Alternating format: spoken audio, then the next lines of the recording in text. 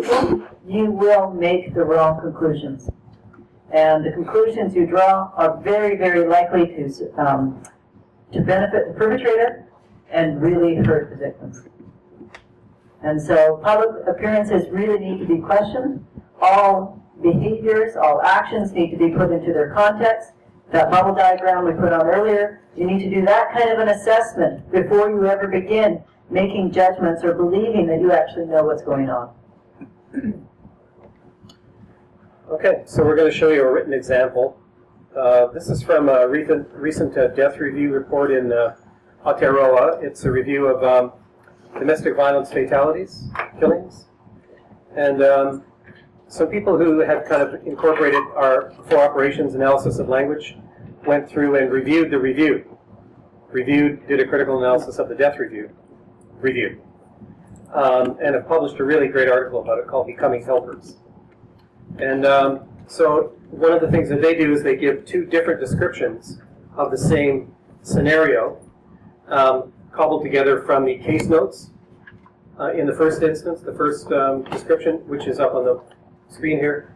And then the second description, which is a bit longer, is where they included other information that was available from different people, but it was not included in the original. This happened to be a child protection file. Rachel and Tim have a volatile relationship, which is characterized by lots of arguing, drinking, and fighting. They both get physical. Last night there was a domestic incident, and Rachel got hurt. While agencies are aware that Rachel can give as good as she can get, she is failing to protect her children from witnessing violence in their home.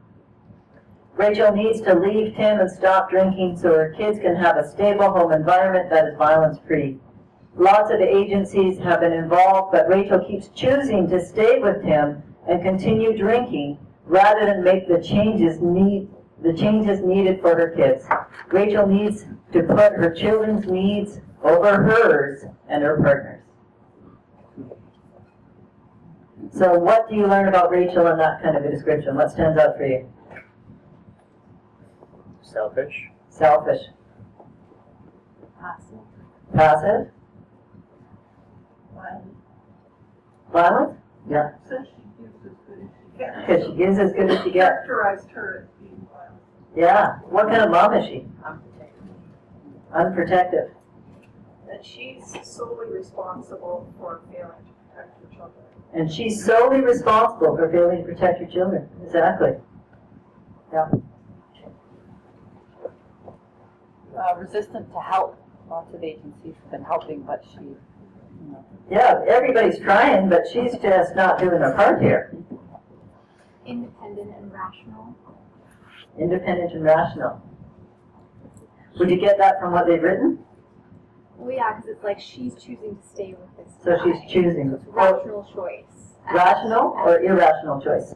It's a deliberate choice. Would you think they mean it's rational or irrational? Well, I think they are saying that she has the choice, and she's Yeah. making the wrong choice. And She has a choice and it's the wrong one. Yeah. Yeah. Okay. As though it was, okay, option A, option B. They Yeah. both have an equal likelihood of a good outcome. No, I'm going to choose to be with the abusive guy. Yeah. Almost like she got hurt, but it was a domestic incident, so it suggests she was still complicit. Yeah. Domestic incident, no perpetrator whatsoever, but somehow Rachel gets hurt. And Tim seems terribly innocent. And Tim seems innocent, totally. So what do we learn about Tim? Yeah, almost nothing, eh?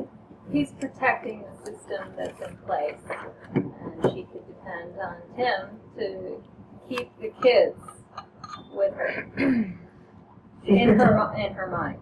Oh, She could maybe So keep Rachel drinking could do on the that. side, yeah, and so Rachel can count on Tim to be there and keep the system in place. right, even if it is violent and Right, not good for the kids. right. So you really don't learn all that much about Tim, do you? You've got to really stretch to make any connection to Tim.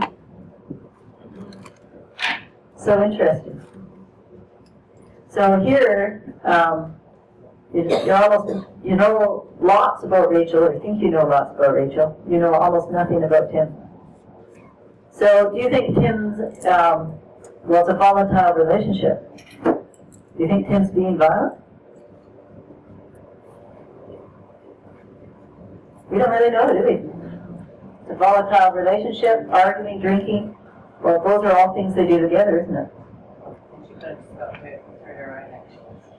She could have got hurt through her own actions. She could have fallen down the stairs because she was drunk. She could have tripped over the coffee table. Absolutely. As well, Tim is to be isolated and not part of this solution at all. Like, the solution is to leave this guy, and then Yeah. what is his role at all? Yeah. There's no intervention with him at all. And he's not responsible at all. And there's no hope either for him to have something. Yeah. There's a sense that he is, like, you definitely get a sense that it's like Tim is just Tim.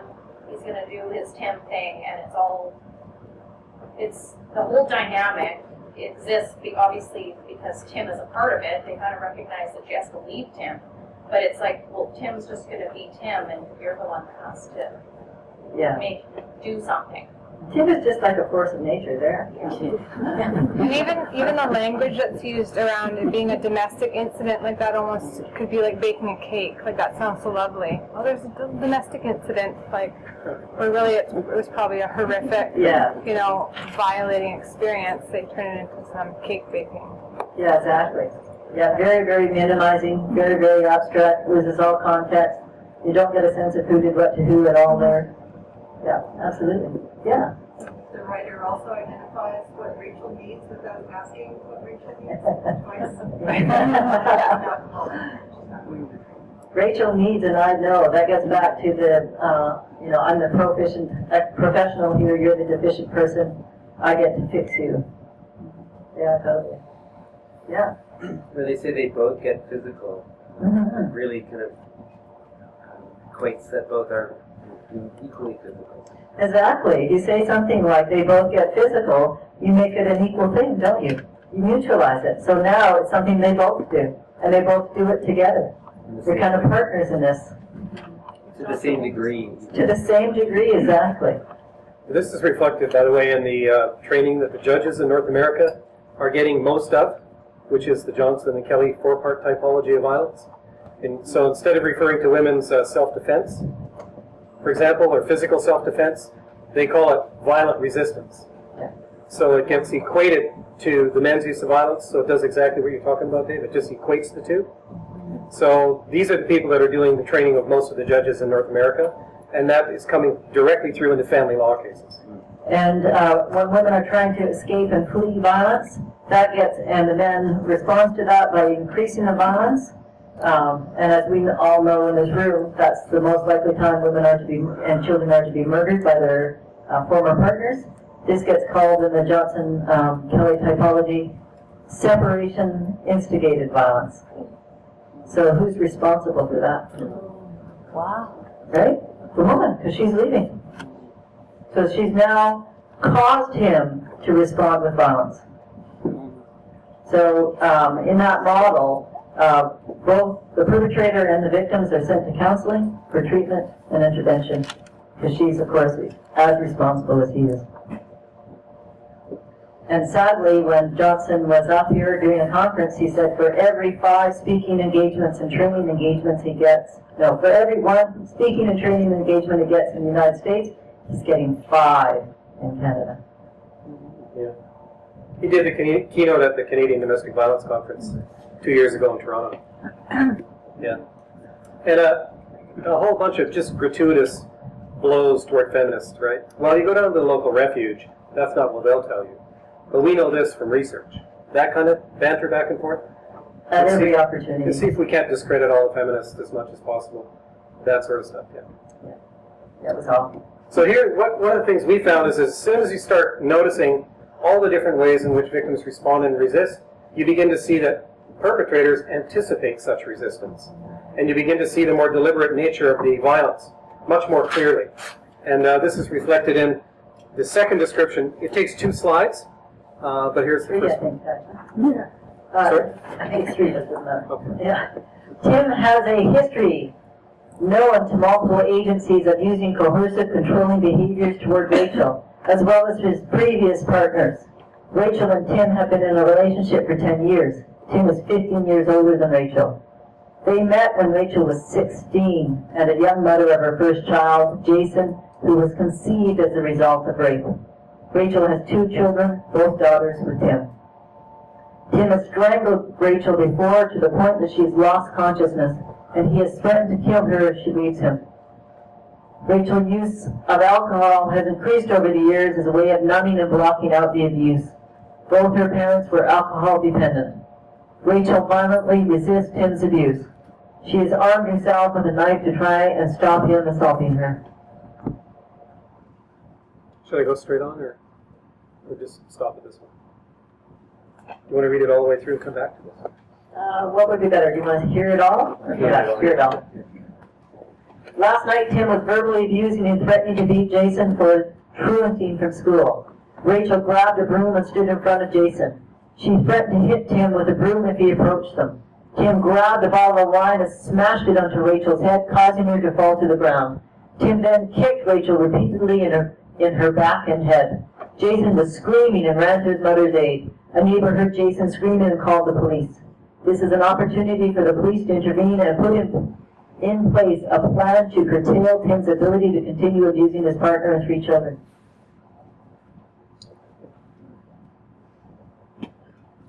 Okay. So in what sense do you get a better sense of, for example, what Tim did? What do you get now? What do you know now about Tim?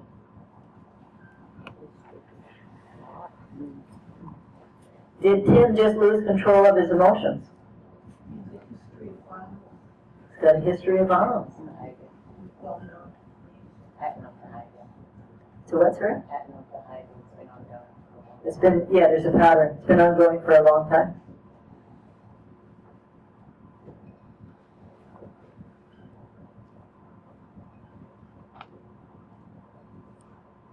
Oh, that Tim instigates the violence, Tim instigates violence. but it's not Rachel. Yeah. Rachel was in defense.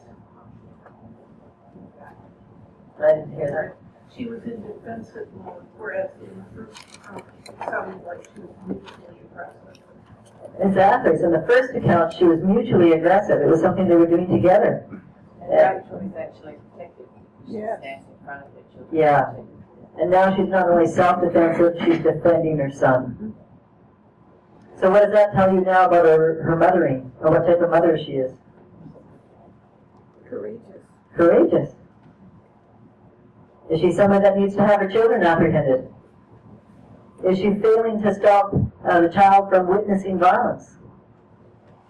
No, because she's not doing the violence. Tim is. She's trying to protect her children. And she's trying to shield them as best she can. And she's trying to protect and shield them as best she can, exactly. What else stands out for you? She was 16 and he was 31 when they met. She had a child from a previous rape. Yeah. So suddenly you get power dynamics here. In addition to, gender power, now we also have age, don't we? She was a child. He was an adult when they met. A vulnerable child. Pardon? A vulnerable child. A vulnerable child, yeah, because she also had a child she was looking after, a child looking after a child, and he's an adult walking into them.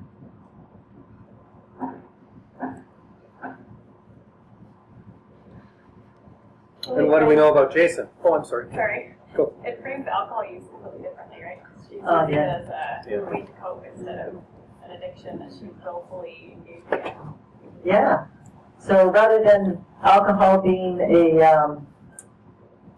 well, now it's going to be in the DSM, isn't it, as basically a behavioral addiction. So,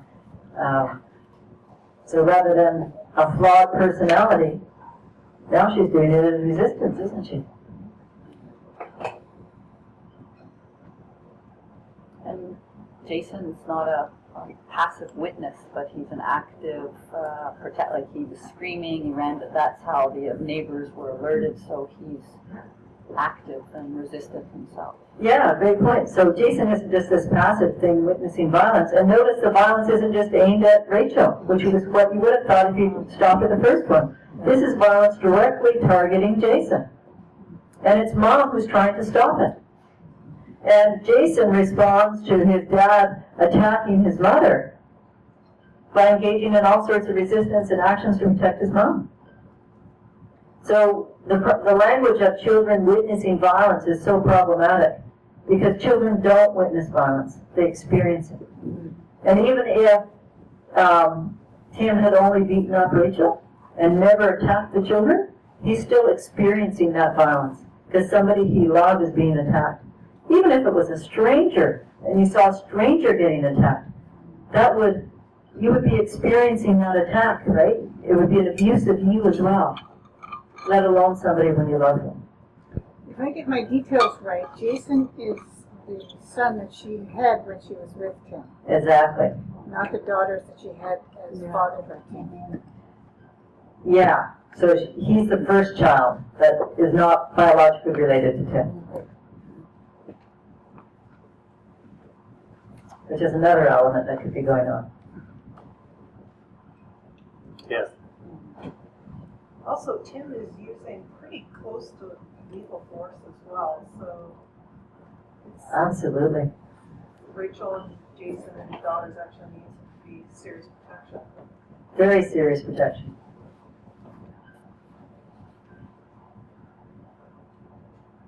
Well, Jason screamed and the neighbor come to aid, so that's at the end. It was response, double response. Jason responded and the neighbor responded. So two really positive social responses there. Jason trying to protect his mom, the neighbor coming to try to help as well. Yeah. So the upshot of this is kind of like, unless you have an account of the victim's resistance, you will not have a complete and accurate account of the violence either. And unless you have an account of the offender's actions, you won't have an adequate information to understand how the victim responded and resisted. So if you're doing an assessment, a risk assessment, you would need to have, if you're having descriptions of violence, you would need to have as much information as you can get about the way in which the victim responded. Otherwise, you won't have complete information. So any assessment of violence should also include information about resistance. If you don't have the information about resistance, you will be concealing, inadvertently or not, the methods used by the perpetrator to overcome and suppress that resistance. So in every file in which we're doing an assessment of violence, we need attention to the way in which the victim responds and resists. And if you don't do that, because we live in the cultures we live in, people will make all sorts of judgments about the victim of violence, and they're all going to be negative. They will all, most likely all of them will work to hurt the victim and collude in some way with the perpetrator. It's only by getting really detailed, accurate accounts that include actions of the victims that you can try to prevent that. The system is set up right now to collude with perpetrators and not at all benefit the victims. She also, I can see she's not got support from her family by that won't take the parents who alcohol themselves. So she's growing up in that environment, she doesn't know any different, and she probably doesn't have the structure of her family to help her out of it either. So she's kind of alone with it, and that explains why she's preventing herself.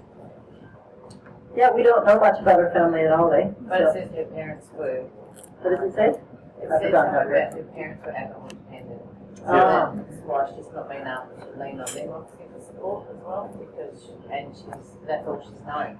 So she thinks her life's been normal.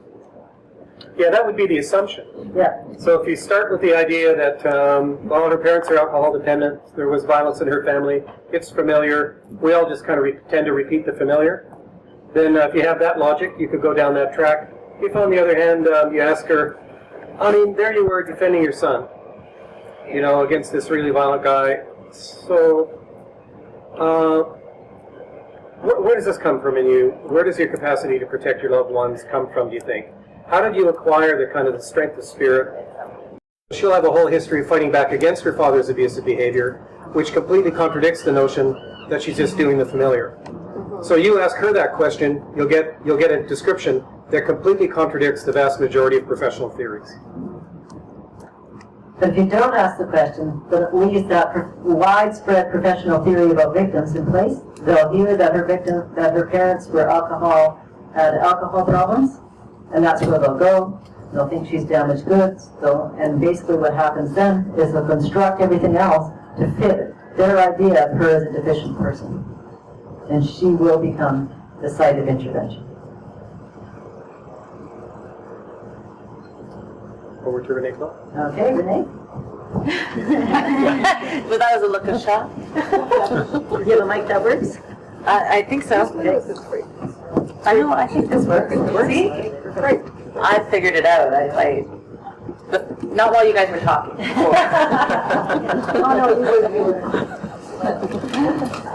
So I'm just going to talk about resistance. Yeah. Okay, so they've asked me to talk about resistance. And I just wanted to say that I want to say a lot of things. But, you know, the notion of working with women who resist and how it's affected my work is that when we start, is this still good? Does it need to be really close? Or? No, exhale. Okay, it's almost as if it cuts in and out. Okay. You know, when we think about women's resistance, we can also think about how it affects our work. And for me personally, as working with women, we often get that idea that the work that we're doing is damaging us, and that there's some way that, you know, their stories will vicariously traumatize me. And I've never sat comfortable with that. And when we look at resistance, we actually stop and think, wait a minute, these women's stories are stories of courage, are stories of resisting the violence, are stories of responding. So how is that going to damage me when every time I meet with her and I talk about all the ways in which she responded, resisted, and I get to see how deliberate the violence was actually, and that she maneuvered through it by doing these really elaborate ways of trying to protect her children, of trying to bring the argument to the other side of the room. I just feel like this mic is awful. Yeah. I'm just going to talk really loud because I can. Oh, yeah, I'm good. This is way better. So how can her story damage me when really it's a story of courage, and it's a story of resistance, and it's a story of fighting back, or finding ways, or subtle ways, or not, because that meant that I'm going to live now. Because if I didn't talk back, or I didn't say those, I might have died. If I did try to fight back, I would have died that day. So I didn't. So I was making these choices, and you get to see these amazing maneuvers these women do. So how could that damage me? And you get to see actually that whole notion of people telling you that the women's stories and your work damage you is also a tool to stop you from doing the work, or talking in a public forum and saying, what about the women? What about safety? It's actually a tool used to silence you as well. So you resist by saying, wait a minute, these stories aren't stories that are going to affect me and traumatize me. These are stories that uplift me, because these women are amazing. And these women are... So that whole notion of vicarious trauma is something that we call a little bit different, and we call it a tool that people are using to silence us, and the people using those tools we call assholes. And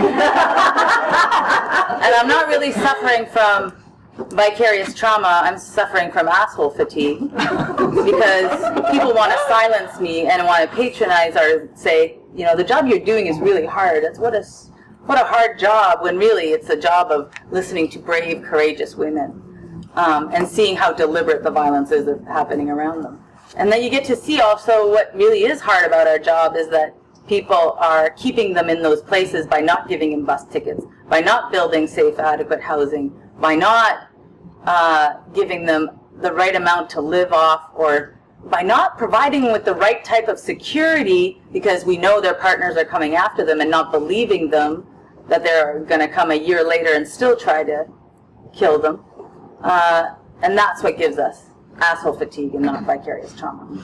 So it gives us a tool by looking at resistance to answer back to those, for me anyway, to answer back to the people that want to silence me by telling me my job is going to damage me and that want to feed me medication instead of just trying to change the system. There's more I could say, but I'll pass it on to you. More is good. Do you want to ask? No, I'm going to sit up because I need to sit. Okay. Well, that was fabulous. Thanks for that. Asshole for teeth. That's great. I just want to say, so I just want to go back to the bar, because that's my favorite metaphor. It's not a metaphor, it's an actual place, right? No, I'm good now that it's not my eye. That's great. Okay, thanks. So Melvin McCarthy did introduce me to Alan Wade and said, you guys are doing the same work, and this was a really long time ago. And I was also an imposter at a conference where I felt like, oh God, who am I? And I don't know how to speak here, and I don't have published stuff on this, and but I was talking with Melvin McCarthy, and I was talking about my work with survivors of torture and political violence. And when I say torture and political violence, I was talking about work with settlers, refugees, and asylum seekers. And at that time, it was even very dangerous to acknowledge that when I say political violence, I also mean survivors of residential school. Like for me, that obviously fits within a frame by the United Nations declarations on what torture and political violence is in terms of what Kathy was saying around impunity, that it was structured by the government for particular purposes to kill the Indian and a child, and that there was impunity to the people who did the political violence to kill these people and to kill this culture. So it fits within the United Nations Declaration against cultural genocide, but also within the domains and definition of torture and political violence. But I'm talking in a different domain around work with asylum seekers and refugees. So who I was working with was survivors of political violence who were, and the folks that I was seeing originally were people from like Chile, Guatemala, Iran, people who had been revolutionary fighters. From Nigeria, I was seeing the Ngoni people who were fighting. How familiar is this sound and how current, eh? People doing land rights defense against pipelines because the oil was destroying their environments, and the traditional people were standing up and fighting against that. And they brought the military out because the land defense was effective. Like Jackie Singh says, if we have a candlelight vigil and it doesn't do jack shit, the cops will leave you alone. But if your direct actions actually are making a difference, they will show up. And they'll show up with force, right? So in Ngoni land, these environmentalists, Ken Saro-Wiwa was executed for treason against Nigeria, and Shell Oil basically financed that whole execution and paid the government to make laws, to make environmental and indigenous rights defense illegal. Where are we seeing this? Right fucking here, right? And what did we do? We all rolled over. Not all of us, but I'm just with this. We've let this happen right here in these territories that are not ours, as a southern person of mine. So when I was working with these survivors of torture and guys from Iran who had fought and in the revolution in Iran, and people in Guatemala and El Salvador and Nicaragua in the dirty wars of the South, and the Chileans who had fought the coup. So these are the first people I'm seeing. They were all quote political activists. And as Alan led me to reading Goffman's work, people are activists in their own lives. So I don't think anybody's not an activist. I think that's what a lot of your work is propping up, that people are always activists in their own lives. But I wasn't really qualified to be a therapist, like many people in this room.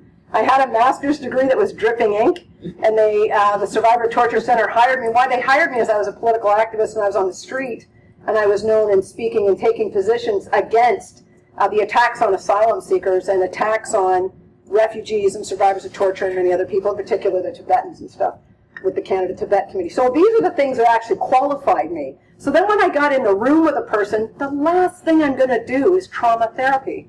And I felt like a very lapsed trauma therapist.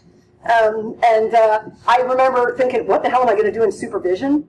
Because, you got to go into the wound, and you got to tell people about the knowledge is in the wound, and you got to app reaction. You're supposed to revisit the trauma so you can give it a different meaning and shit. And this always seemed to me to be what Carl Tom would call therapeutic violence. So it's like, this is the last thing that I'm going to do.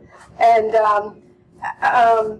from your keynote this morning, where we were connected around our work with the ANC, African National Congress, and survivors of torture from South Africa and stuff, when I met ANC survivors of political violence, and I was just an activist, quote, just an activist, I wasn't a, quote, therapist yet, I would never have asked any of those folks if they were vaginally or anally raped. Never hit my noodle. So then, instead, my first thought was, how are you alive? Just like you're saying, this vicarious, Renee talks about vicarious not vicarious resistance, you know, that like this stuff that holds us up. So I'm talking to these people who are survivors of torture, and all I can think about is, holy shit.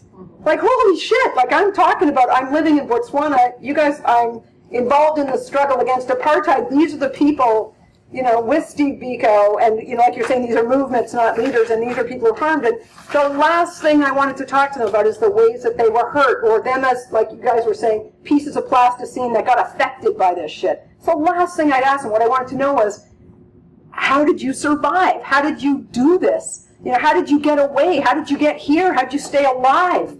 You know, how are you still political? How are you still standing and walking, and you're talking to me in sentences? Like, people amaze you, not because we're incredulous, because you're in front of, like something that's, you know, the social divine, right? Where we're these points of connection of, like, this is human dignity, this is the best of who we are. So the last thing I was ever going to do is ask these guys about, you know, tracking, you know, the symptomology of trauma in terms of, do you think that you've got intrusion, or do you think you've got, come on, you guys, I taught you this. There's three of them. Intrusion and, what's the thing that makes your life small? Come on, you don't. There's hypervigilance, intrusion, and the shit that makes your life small. Anyway, so those are the big symptoms, right? You guys know what I'm talking about. That wasn't a map that made sense to me, right? What made sense to me was, what is it that has kept you alive? What is the spirit? So for me, I was talking about people, about their acts of resistance and sites of resistance, as opposed to any kind of trauma or psychology language, because psychology seemed to me like such a colonizing force. For the most part, I'm a white settler seeing people who are refugees on other people's territories. So the racism inherent in the psychological project, I didn't have the language yet from Nick Todd and Alan Wade about psych-colonization, but I knew that's what I was being invited to do, and I was resisting that. As an activist and as a white settler, I was like, I'm going to resist colonizing people, and I'm going to resist psychologizing people. But and I was like, well, what the hell am I going to do, and who's going to teach me this? And it's like, everything you need to know you learn from activism. Just be with this person and track the activism here, right? Track their resistance, because wherever there's oppression, there's always resistance. Like, people always fight back. And I always think about it in terms of people titrate their dose, like when we talk about methadone. You know, you need to titrate how much you need to not be on the nod and not get dope sick. Okay, I'm talking in a realm that's, but Robin Rutledge gets me. So, but you know what? However much access to power people have, people resist right up to that.